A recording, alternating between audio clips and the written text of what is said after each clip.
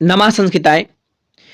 प्रिय मित्रों, यदि आप भी बीए तृतीय वर्ष में हैं और आपका हिंदी विषय है, आप इलाहाबाद यूनिवर्सिटी में पढ़ते हैं, तो वैसे तो आपने बहुत अच्छे से तैयारी की होगी। यदि आप कुछ इंपॉर्टेंट चीजें जानना चाहते हैं तो इस वीडियो में हम आपको कुछ महत्वपूर्ण प्रश्न हैं जो कि यानी 3 साल का जो हम लोगों को अनुभव रहा, 3 साल हम भी इलाहाबाद यूनिवर्सिटी में पढ़े, उसके अनुसार हमें जो लगे हम भी पेपर इसी प्रकार से देखे कि भाई कितने पिछले साल के कैसे प्रश्न आते थे। वो सारी प्रश्नों को देखने के बाद जो हम लोगों को अनुभव है और जो आपका पेपर हुआ है जैसे 2023-24 का, वो पेपर भी मैं आपको दिखाऊंगा। तो इंपॉर्टेंट चीजें मैं आपको बता रहा हूं, इन चीजों को आपको जरूर ध्यान रखना है और यदि आप इतना ध्यान रखते हैं तो आपको यहीं से मिल जाएगा, कोई इधर उधर नहीं आता।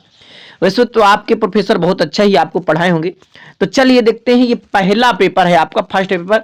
इसका नाम है काव्य भाषा और हिंदी भाषा, ठीक है, यानी इसमें आपको हिंदी का व्याकरण। तो पहला प्रश्न देखो निबंध का आता है। निबंध तो आप अपने से बनाएंगे, ठीक है। तो आप सब जानते हैं कि पर्यावरण के बारे में हमें पता होना चाहिए। 21वीं सदी की सांस्कृतिक चुनौतियां, ये प्रश्न आए थे, भारतीय राष्ट्रवाद, भारतीय आंदोलन और कबीरदास। तो यहां पर आप पर्यावरण के बारे में अच्छे से आपको बिल्कुल पढ़े रखना है, ठीक है, ताकि देखिए पर्यावरण से संबंधित कोई प्रश्न पूछे तो आप आसानी से पर्यावरण के बारे में जानते हो। भारत में लोकतंत्र का भविष्य, गांधी। और ये प्रश्न आप जानते हैं कि कक्षा 9 से ही आपके साथ चलता है।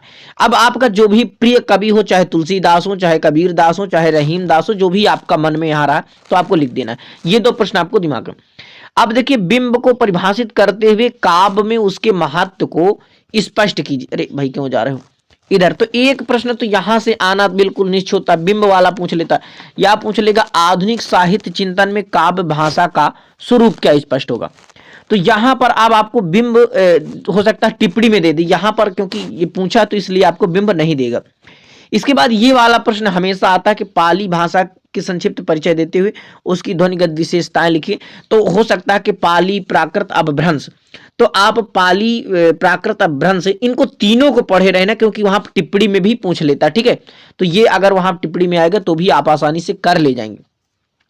इसके बाद ये इंपॉर्टेंट प्रश्न है, पुरानी हिंदी विशेषताएं, तो ये आप अथवा में आ जाएगा, कोई दिक्कत नहीं। इसके बाद देखिए यहां पर आपका पश्चिमी हिंदी बोलियों का नाम उल्लेख, यानी केवल उनके नामों का उल्लेख करते हुए आपको क्या करना है, किसी एक बोली, जो भी आपको एक बोली हो, पश्चिमी हिंदी की जो बोलियां हैं उन बोलियों में एक बोली का आपको विशेषताएं लिखना है, ठीक है, जो आपके प्रोफेसर लिखाए होंगे। यदि आप चाहेंगे तो मैं आपका नोट्स भेज रहा हूं टेलीग्राम में और वहां से आप देख सकते हैं, ठीक है। राष्ट्रभाषा की संवैधानिक स्थिति पर, यानी राष्ट्रभाषा की संवैधानिक स्थिति क्या है, ये आपका देवनागरी लिपि। ये प्रश्न बहुत इंपॉर्टेंट है। देवनागरी लिपि के गुण और दोषों की विशेषताएं विवेचना कीजिए, यानी देवनागरी लिपि के बारे में आपको पढ़ के जाना है। निम्नलिखित में से किन्हीं 5 पर टिप्पणी लिखना है। तो देखो टिप्पणी में आ गए ना, वही आएगा। देखिए पूरा सिलेबस आपको पढ़ना, मैं आपको बिल्कुल बता रहा हूं साफ स्पष्ट, पर ये कोई इंपॉर्टेंट चीजें नहीं है। मैं ये बता रहा हूं कि कहीं ना कहीं वो प्रश्न आपसे छू ही जाएंगे, कहीं टिप्पणी में पूछ लेता है तो कहीं कुछ में। इसलिए आप हर जो भी यूनिट लगी हुई है उनको थोड़ा थोड़ा तो आप गहन अध्ययन कर ही लेना, ठीक है, एक बार दृष्टि तो डाल ही लेना। प्रतीक विधान पूछ लिए, साभिप्राय विचलन, हिंदी में तद्भव तत्सम शब्द, अपभ्रंश क्या है, देखिए अपभ्रंश वाला पूछ लिया ना, जो मैं बता रहा था, प्राकृत पाली अपभ्रंश, ये देखिए पूछ लिया। सौर सेनी प्राकृत के बारे में, मानक हिंदी, उपसर्ग और राजभाषा, इनमें से आपको टिप्पणी के बारे में पूछ लेता है। अब देखिए ये आपका दूसरा पेपर है, यहाँ पर हम आपको संस्कृत के, यदि आप विद्यार्थी हैं तो बहुत अच्छा कर पाएंगे क्योंकि ये आपका संस्कृत से मिलता जुलता, भारतीय एवं पाश्चात्य काव्य। तो यहां पर आपने ये प्रश्न शब्दार्थों सहितो काव्यम, आपने साहित्य दर्पण में अच्छे से इसको पढ़ा ही होगा, तो बहुत आसानी से काव्य में गुण क्या है, गुण की क्या महत्व है, तो ये बहुत आसानी से आप बना सकते हैं, ठीक है। 3 आपके गुण जो हैं, प्रसाद गुण, ओज गुण, माधुर्य गुण, और फिर उनकी क्या पहचानता है, कौन सी कविता में कौन सा माधुर्य होता है, कौन सा ओज होता है, कौन सा प्रसाद, ये आपके प्रोफेसर बहुत अच्छे से बताए होंगे, ठीक है, बहुत अच्छा पढ़ाते, हम भी पढ़े। तो ध्वनि संप्रदाय, देखिए ध्वनि आनंदवर्धन का ध्वनि संप्रदाय, जैसे कि रस संप्रदाय के भरत हो गए, रस संप्रदाय को बहुत अच्छे से आपको पढ़ के जाना, मैं आपको बता रहा हूं। रस संप्रदाय, ध्वनि संप्रदाय, अलंकार संप्रदाय, भामा को बहुत अच्छे से पढ़ लेना क्योंकि यहां से भी आपके प्रश्न बन जाएंगे। तो अलंकार और भरत का जो है रीति के, देखिए रीति का जो वामन है, रीति के कितने भेद हैं, और रीत संप्रदाय के बारे में परिचय दे दीजिए। रीत संप्रदाय के आचार्य कौन है? राम स्वरूप चतुर्वेदी, और उनकी समीक्षा कीजिए। सौंदर्यम अलंकारा को स्पष्ट करते हुए काव्य में अलंकार की अनिवार्यता पर विचार कीजिए। अथवा रस संप्रदाय का संक्षिप्त परिचय देते हुए रस के विविध अंगों अवयों पर प्रकाश डालिए। ठीक है, तो ये रस संप्रदाय आप जानते हैं, रस का शाब्दिक अर्थ क्या होता है? आनंद होती है। और फिर रस के जो अवोह, विभाव, अनुभाव, संचारी भाव, ठीक है, तो विभाव, अनुभाव, संचारी भाव एवं व्यभिचारी भाव, तो ये जो रस के अवोह है, अवयव, इन पर आपको अपना कि भाई विभाव क्या किसे कहा जाता है, विभाव के कितने भेद हैं, ठीक है, विभाव, अनुभाव क्या है, ये इनके बारे में आपको थोड़ा विस्तार करना है, इनके बारे में आपको बताना है परिचय में। ठीक है, आपके जो भी टीचर रहे होंगे बताए होंगे। आगे चलते हैं, तो उदात संबंध जो लोंजाइनस है, लोंजाइनस इनकी पुस्तक का नाम, इनके क्या ये अपनी बात प्रस्तुत कर रहे हैं, अपनी भाषा में आपको लिखना होता है। समीक्षा करते हुए उदात्त को परिभाषित कीजिए। अथवा नई समीक्षा के प्रतिमानों का उल्लेख करते हुए आचार्य रामचंद्र शुक्ल की आलोचना दृष्टि बहुत ही इंपॉर्टेंट है। आचार्य रामचंद्र शुक्ल का तो पूछ लिया है, तो हो सकता है कि आपके कोई दूसरी दृष्टि में, तो आप दूसरा ही पढ़ लीजिए। ठीक है, क्योंकि ये पूछा तो हो सकता है ये आपसे न पूछे जाए, क्योंकि ऐसा हुआ है कि जो पिछला पेपर हुआ, जैसे इसके बाद वाला हुआ, तो वो वाले पेपर का पूछा जाएगा। डॉक्टर नगेंद्र की समीक्षा संबंधी मान्यताओं पर विचार कीजिए। ठीक है, तो हजारी प्रसाद द्विवेदी वाला आप पढ़ लेना, बिल्कुल हजारी प्रसाद द्विवेदी वाला। और 4 टिप्पणियां लिखना। तो देखिए रिचर्ड का संप्रेषण वो पूछ ही लेता है ना, रिचर्ड अरस्तु का अनुकरण संबंधी मान्यता, स्त्री विमर्श, संरचनावाद, उत्तर उपनिवेशवाद, प्राच्यवाद।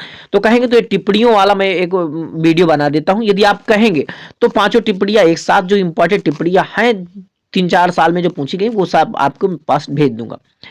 प्रयोजन मूलक हिंदी की, ये तो बहुत सरल पेपर रहेगा, इसमें आपको घबराना नहीं। प्रयोजन मूलक ये प्रश्न निर्धारित रहते हैं कि प्रयोजन मूलक हिंदी यानी प्रयोजन मूलक उद्देश्य क्या है हिंदी का, अभिप्राय स्वरूप के बारे में, तो ये पहला प्रश्न है, पहला पार्ट है, तो ये आपको पता ही होगा।